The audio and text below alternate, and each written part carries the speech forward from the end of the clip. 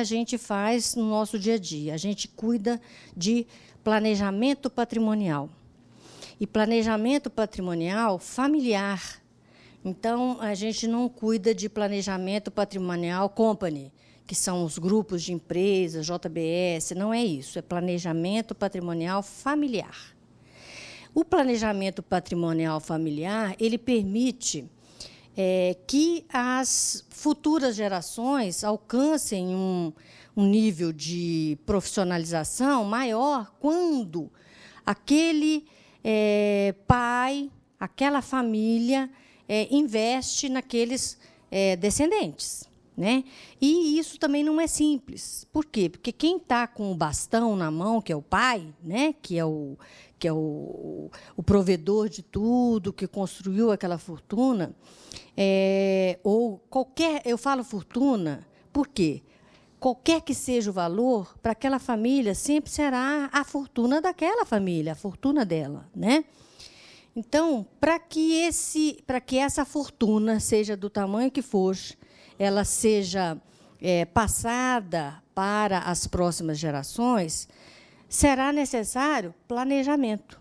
Porque, sem planejamento, nós temos aí estudos que não chega na terceira geração a fortuna construída hoje. Então, sem planejamento, o que a gente faz hoje não chega na nossa terceira geração. Ou seja, não chega nos nossos netos. Agora, a fortuna que a gente faz hoje, seja do tamanho que for, com planejamento, a gente consegue fazer com que ela avance. E por que o planejamento é importante? Porque, no planejamento, a gente consegue fazer economia tributária, porque é caro morrer não é barato, morrer é caro. A gente consegue planejar a sucessão com um quadro daquele sucessor que mais afinidade tenha com o negócio da família, que também é importante, e a gente consegue tratar da segurança patrimonial, que muitos chamam de blindagem patrimonial. Ou seja, você consegue criar cláusulas e condições de que aqueles bens sejam transmitidos com segurança, que aqueles bens não sejam alcançados por dívidas fiscais, trabalhistas e etc. Como é que a gente faz isso? Com planejamento. Então, é importante que isso seja feito o mais cedo possível. Então, por isso eu trouxe esse tema hoje para vocês, porque para o planejamento sucessório de uma família, a gente tem 3 caminhos. Esses 2 caminhos são muito conhecidos, né? Fazer a sucessão através de doação, fazer a sucessão através de testamento. São as 2 formas mais conhecidas. Só que, desde 1976, com o advento da Lei das Sociedades Anônimas, nós passamos a ter a possibilidade de constituirmos empresas que tenham por objeto controlar outras empresas. E não só controlar outras empresas, que tenham por objeto, além de controlar outras empresas, cuidar também do seu objeto principal. Então, nesse formato, nós, estudiosos do direito, conseguimos encaixar o planejamento patrimonial familiar. Por quê? Nesse planejamento, utilizando a ferramenta de holding patrimonial, eu consigo levar para essa empresa, porque a holding patrimonial é uma empresa que ela pode ser criada com qualquer formato. Ela pode ser uma SA, ela pode ser uma limitada, ela pode ser uma EIRELI, ela pode ser comandita por ações, comandita simples, ou seja, ela pode ter qualquer formato previsto no Código Civil. Só que, além dela ter essa possibilidade de ser uma empresa para cuidar do patrimônio da família, eu também posso levar para dentro dessa empresa as outras empresas que a família, porventura, tenha. Mas eu levo todas as empresas? Não. Eu levo para dentro dessa empresa, que vai ser o guarda-chuva, que vai tomar conta de todo o patrimônio que eu quero transmitir para os meus herdeiros. Eu levo para dentro dessa empresa, única e exclusivamente, o meu patrimônio imóvel, móvel, e levo as empresas que eu tenho, que também não carregam perigo para aquela família. Por quê? Porque, se eu levo uma empresa que traga algum risco para a família, eu acabo contaminando todo o patrimônio da família. Então, por exemplo, eu tenho uma empresa que cuida de paisagismo. Então, eu trabalho para o município fazendo paisagismo. Aí, eu tenho uma outra empresa que é uma livraria. E é uma livraria que já está estabelecida há muito tempo, que também tenho uma renda boa naquela livraria. E tenho, além da livraria, eu tenho uma editora. Também é uma empresa que me traz frutos. Eu levo essas 3 empresas para dentro dessa holding patrimonial? O que vocês acham? Não. Qual que eu não levaria? Ou quais eu não levaria? Então, pode ser que eu não leve nenhuma, se por acaso ela estiver toda contaminada, né? Mas, na verdade, a empresa que mais risco vai trazer para a família é aquela empresa que tem um turnover muito grande.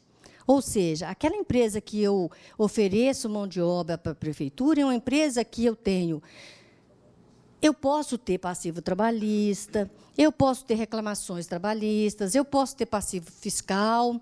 Por quê? Porque tem um giro de empregados muito grandes e etc.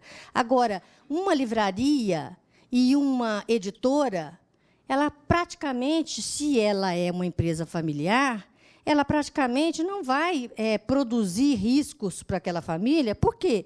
Porque é uma empresa em que o passivo é muito mais bem administrado. Por quê? Exatamente porque é uma família. Então, essas 2 empresas, por exemplo, eu poderia levar.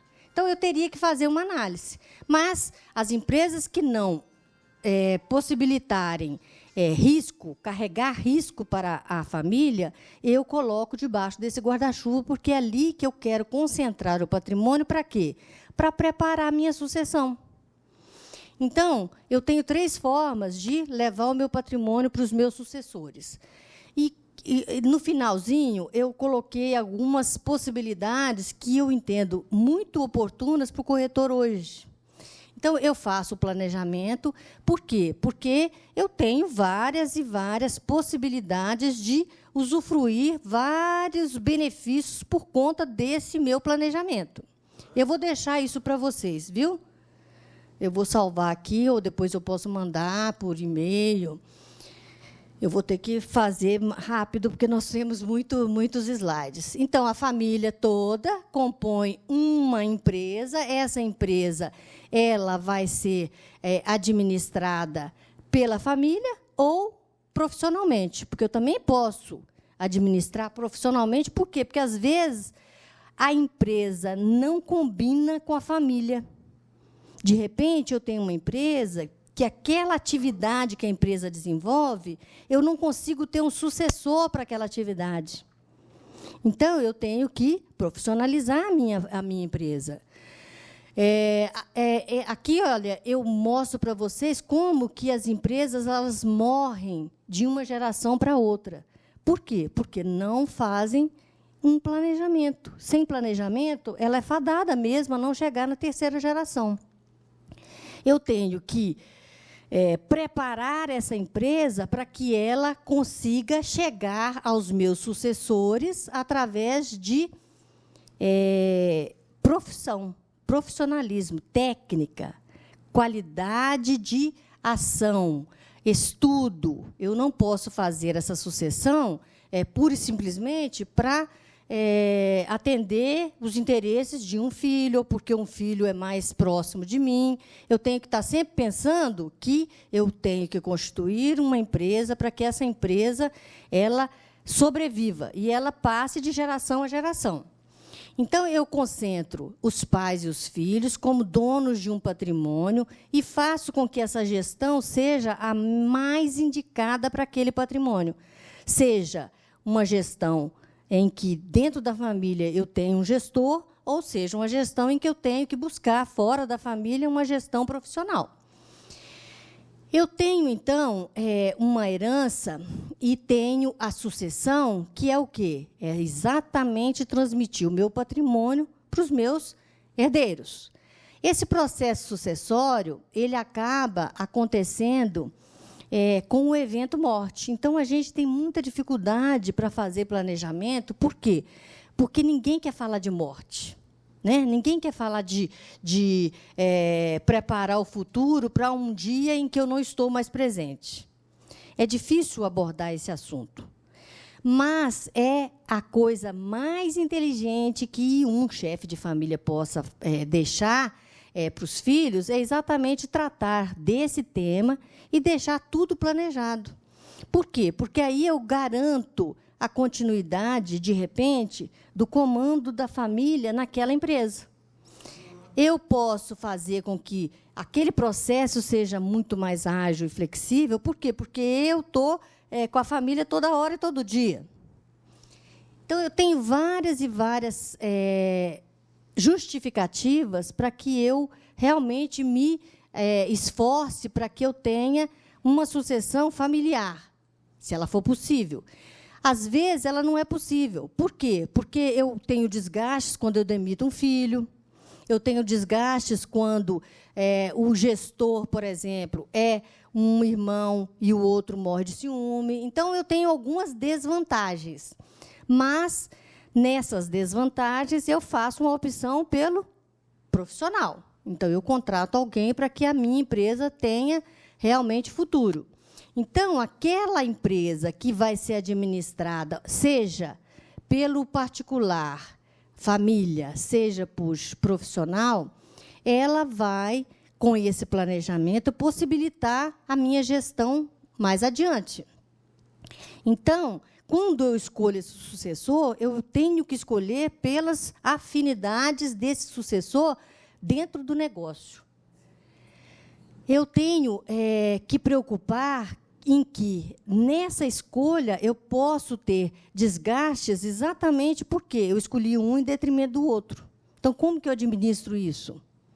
E eu só vou pensar na sucessão, efetivamente, quando eu tiver um fundador morto, quando ele se aposentar, ou que, por saúde, ele não puder exercer mais a profissão dele.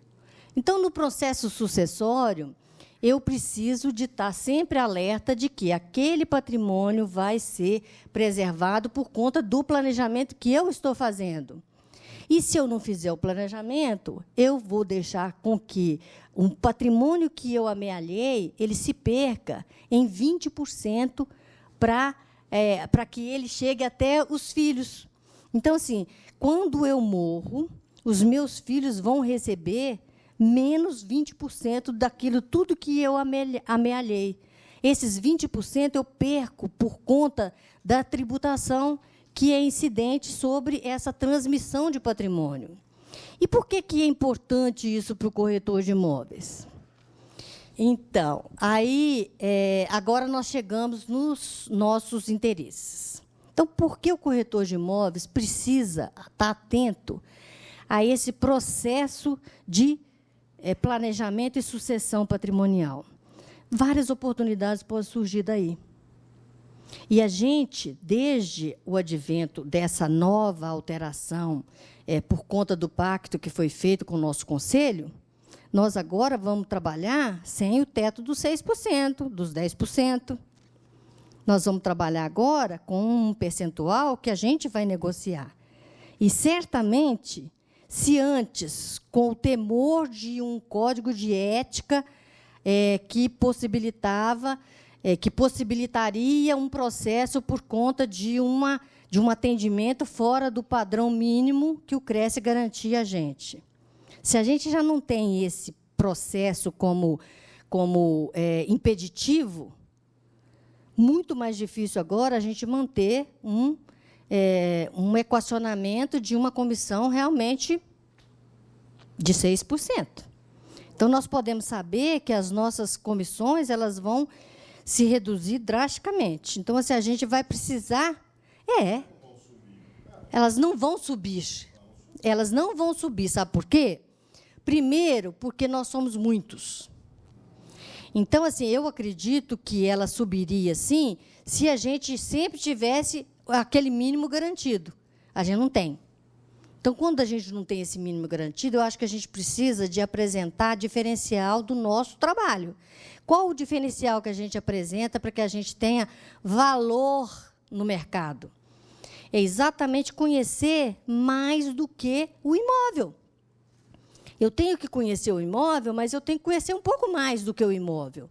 Seria interessante que eu conhecesse um pouco sobre documentação, seria interessante que eu conhecesse um pouco sobre sucessão, seria interessante que eu conhecesse um pouco sobre doação.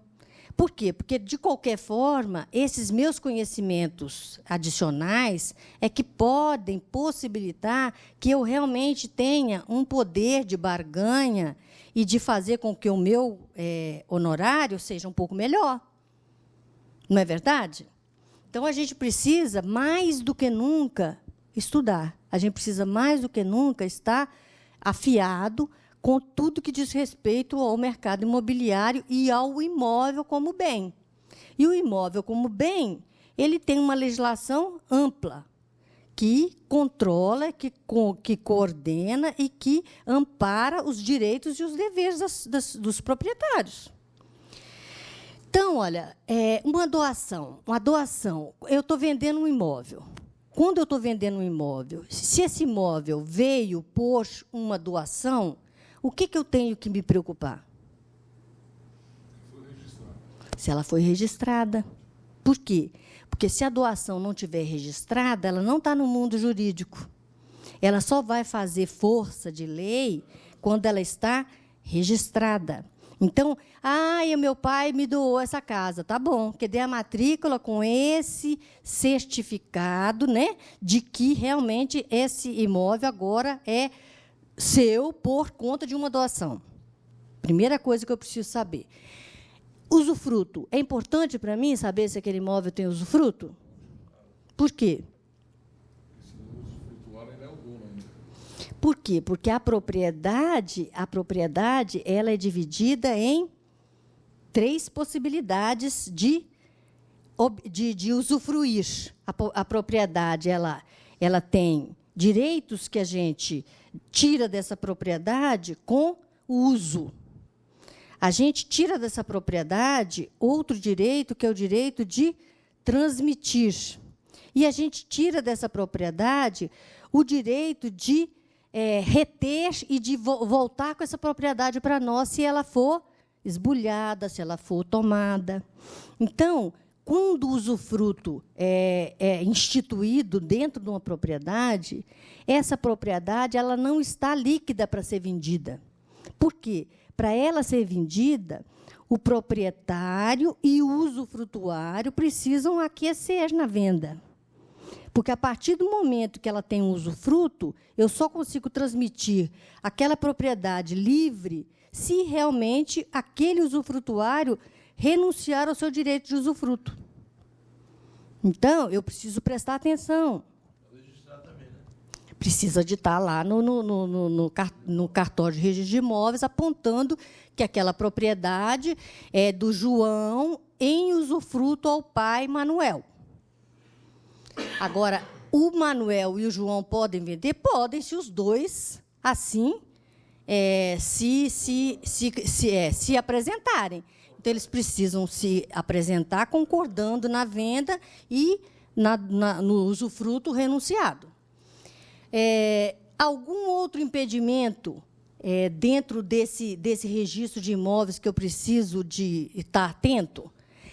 Claro que tem. Quando eu pego a matrícula do imóvel, a matrícula não é um resumo de um documento muito maior que o cartório possui? Então, quando eu pego a matrícula do imóvel, eu posso ter na matrícula do imóvel aquela palavrinha muito importante que diz que aquela propriedade ela tem usufruto de fulano. Aquela propriedade foi doada por ciclano. Mas, atrás daquela doação e daquele usufruto, eu posso ter outras condições. Eu posso ter, naquela propriedade, alguma cláusula de inalienabilidade do bem. Eu posso ter cláusula de impenhorabilidade do bem. Eu posso ter cláusula de incomunicabilidade do bem. Então, eu não tenho que me ater tão somente à matrícula desse imóvel. Eu preciso de me ater à matrícula do imóvel e ao documento que deu origem àquele apontamento. O apontamento vai ser o quê? Um registro. Por quê? Porque está realmente fazendo uma transmissão. Então, é um registro. Eu preciso de estar atento, então, com o que está aparente e com o que está arquivado. Isso é muito importante, porque, de repente, eu posso fazer a venda de um imóvel que ele tinha uma cláusula de inalienabilidade. Eu posso, na verdade, colocar que, naquele imóvel, eu quero que aquele imóvel seja transmitido para o meu filho com uma cláusula de inalienabilidade por 50 anos. Então, eu posso ter um termo. Ou ele vai ter um termo, ou ele vai ter uma condição, até que o neto nasça. Ou é um termo, ou é uma condição. Mas ele sempre vai estar vinculado a algum evento futuro. Né? Esse evento futuro pode, na verdade, impedir, anular a minha venda. O imóvel pode ser vendido antes do registro da partilha? Outra coisa importante. Pode. Eu não preciso perder um negócio por conta desse status. O imóvel que não foi partilhado ainda, eu posso vender. Eu não posso escriturar, mas eu posso vender por contrato particular de promessa de compra e venda. Não, aí quando eu escrituro por alvará, ele já está partilhado. Eu estou falando do imóvel, presta atenção. João morreu, deixou 5 filhos e deixou 5 imóveis. Quando João morreu, aqueles 5 imóveis, eles são considerados, dentro do direito, como uma única coisa real. Ou seja, os bens de um morto é considerado direito real. É como se fosse um único imóvel. Então, eu tenho 5 bens, mais moto, carro, aquilo tudo vira um monte só. E esse monte é considerado como direito real. Por ficção jurídica, é um direito real. Direito real, por que o legislador fez essa escolha? Porque o direito real é exatamente aquele direito que não se transmite por instrumento particular. Ele exige uma formalidade pública. Então, o testamento é considerado um monte só, como se fosse um único imóvel por ficção jurídica. Então, se eu tenho esse monte todo ainda não partilhado, ou seja, eu tenho ele todo relacionado, eu não levei aquela partilha para registro. Todos eles são maiores. Todos os imóveis estão dentro daquela relação. Eu posso vender um daqueles imóveis através de... Não, mesmo que seja um só.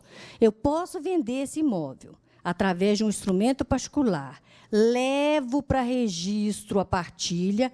Quando a partilha estiver registrada, eu faço a escritura daquele imóvel. Se for um imóvel só, eu faço a escritura daquele imóvel e comprovo que todos os herdeiros receberam a sua cota à parte. Então, não é que é uma possibilidade para prejudicar nenhum herdeiro. É uma possibilidade jurídica possível de você fazer o negócio antes dessa partilha ser registrada. Isso pode te dar uma vantagem que outro não tem, porque não sabe que isso é possível. Então, você faz a venda, reconhece a firma de todas as pessoas, faz o pagamento para cada herdeiro, comprova o pagamento igual para cada herdeiro, ou seja, o quinhão de cada um foi respeitado, o imóvel foi antecipadamente cedido em direitos e oficialmente registrado depois. A exceção de direitos hereditários pode ser por alvará judicial. E alvará judicial sempre vai poder. Por quê? Por alvará judicial, essa relação já é do conhecimento do juiz e eu já estou com aquela partilha feita. Então, fulano fica com um quinto, fulano com mais um quinto, etc., etc. Os 5 todos já contemplados. Mas eu preciso de uma grana. Por quê? Porque é caro morrer sem planejar. 20% do meu patrimônio eu vou gastar. Então, eu preciso vender alguma coisa. O que eu faço? Eu peço um alvará ao juiz para vender um imóvel qualquer daqueles, né, que entre os irmãos foi escolhido para fazer dinheiro. E, nessa hora que eu vendo para fazer dinheiro, outra oportunidade para o corretor. Porque, sem o planejamento da família, aquele imóvel vai sair com preço abaixo do mercado. Por quê? Porque as pessoas precisam vender. Vai ter que jogar o dinheiro dentro do inventário, que tem custas de TCMD, tem custas judiciais, tem custas de advogado, tem custas de registro no cartório. Então, até aqui, nós já conseguimos avançar em algumas possibilidades que trazem negócios para nós que, de repente, o outro colega não tem essa informação e a gente conseguiu fazer com que aquilo realmente frutificasse. Devo vender o imóvel, o valor aplicado, ele pode ser objeto de uma assessoria que eu posso dar para um cliente? Claro. Por quê? Porque eu conheço o mercado, eu sei que naquela região vai ter um depósito um depósito de ferro velho enorme. Naquela região que vai fazer aquele depósito, que depois aquilo vai ser beneficiado, industrializado, aquela região ao entorno daquele negócio, aqueles imóveis vão valorizar ou vão desvalorizar? Bom, se ele for valorizar, eu vou deixar o meu cliente do jeito que ele está, com o imóvel quietinho lá. Por quê? Porque o imóvel é um patrimônio que ele recebeu de herança, mas o imóvel vai valorizar, eu deixo o meu cliente com o imóvel lá bonitinho. Mas se eu, por conta de ser corretor, ter as informações de que naquela região vai ser implementada alguma coisa que vai trazer prejuízo, por exemplo, então um lixão. Não vai fazer com que aqueles imóveis percam o seu valor exatamente por conta dessa interferência de vizinhança, vamos chamar assim? Então, o que eu faço? Eu oriento o meu cliente, porque eu já tenho essas informações, para que ele faça a venda daquele imóvel e aplique aquele dinheiro, porque vai ser muito mais interessante para aqueles herdeiros. Porque, se ele não fizer aquele movimento naquele momento, depois ele não consegue fazer por aquele preço, ele vai perder dinheiro. E os herdeiros vão perder com isso. Então, eu tenho que também antecipar situações para o meu cliente que podem realmente trazer para a minha carteira um imóvel a mais. Eu posso ter, com essa diligência, eu posso ter um imóvel a mais que nem estaria no mercado, mas que, por conta das informações que eu tenho, por conta da sugestão que eu vou dar, eu consigo convencer aquele proprietário de fazer a venda, porque aquele é o melhor momento de fazer a venda e transformar aquele patrimônio em grana. Outra possibilidade de negócio.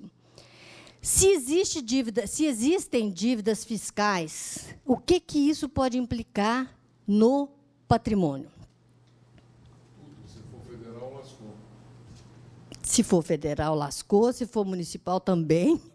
Né? Porque municipal, qual que seria a dívida fiscal municipal? IPTU. O que o IPTU faz? Ele é uma constrição que, na verdade, recai sobre o bem e não sobre o CPF, não sobre o CNPJ. Quem responde pelas dívidas de IPTU é o patrimônio. Quem responde pelas dívidas do condomínio? O patrimônio. Então, quando eu vou analisar uma matrícula de um imóvel e existem dívidas fiscais, eu posso realmente ficar de sobreaviso e alerta de que aquele patrimônio vai ser alcançado em algum momento. Mas eu posso, na verdade, fazer algumas operações que não configurem fraude, que facilite a vida do meu cliente e que, de repente, mude aquele cliente de posição. Por exemplo, o cliente deixou um imóvel comercial que tem um valor de 10 milhões. Uma esquina muito bacana, mas tem uma dívida de imposto de renda, que ele foi autuado, tem dívida de IPTU, tem dívida de lixo e assim por diante. Dívida não cresce. Então, esse imóvel ele custa 10 milhões. Então, o que a gente, de repente, pode fazer para ajudar o nosso cliente num momento desse? Para não caracterizar fraude, eu posso fazer a substituição do imóvel, como você sugeriu. Então, eu tenho 3 filhos. Eu posso substituir aquele imóvel... Eu tenho 4 filhos, para dar uma conta redonda. Eu posso substituir aquele imóvel por 4 imóveis de 2,5 milhões. Por quê? Eu estou mantendo a garantia do fisco, porque não são 10 milhões que tem a avaliação daquele patrimônio. Eu mantenho a garantia do fisco, porque eu estou substituindo um único bem por 4 outros bens que, na verdade, vão ficar com os filhos até que se discuta e que se resolva a parte fiscal em relação ao que está sendo discutido ou administrativamente ou judicialmente. Nesse ínterim, eu posso, na verdade, conseguir prescrição de dívida, eu posso conseguir parcelamento dessa dívida, eu posso conseguir substituição dessa dívida por algum crédito que algum dos herdeiros tenha em relação a alguma das entidades municipal, estadual e federal. E, na pior das hipóteses, a União não se movimentando, o Estado não se movimentando, em algum momento eu ainda posso fazer com que aquele imóvel tenha características de imóvel de família, destinado à família de cada filho. Se eles ocuparem esse imóvel, eu não consigo registrar o imóvel como bem de família, porque ele vai estar gravado com esses débitos todos que tem. Mas eu consigo dar caráter nele de imóvel familiar. E aí eu consigo manter a minha família equilibrada por um tempo bem razoável, até que eu morra. Então, caracteriza fraude porque eu não levei para o mercado. Eu não estou vendendo. Eu estou usando. E, para usar como residência minha própria, eu tenho amparos jurisprudenciais que vão me dar cobertura. Então, de repente, essa é uma possibilidade interessante para aquela família. É ilegal? Não. É imoral? Também acho que não. É oportuno? Pode ser muito oportuno e pode ser a salvação da família.